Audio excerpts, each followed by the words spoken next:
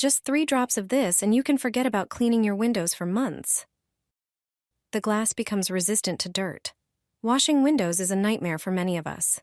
Dust settles quickly, and streaks can ruin the whole effect. This homemade mixture solves the problem. Pour about a quart of warm water into a tall container. Add a few drops of glycerin. This creates a thin, invisible protective layer on the glass that prevents dust and dirt from sticking, keeping windows clean much longer. But that's not all. Add a small measure of white vinegar. Vinegar dissolves greasy stains and leaves the surface crystal clear. Mix everything well and pour it into a spray bottle for easy use.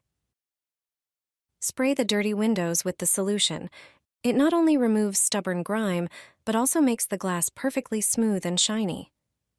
Wipe with a microfiber cloth to prevent streaks. The result?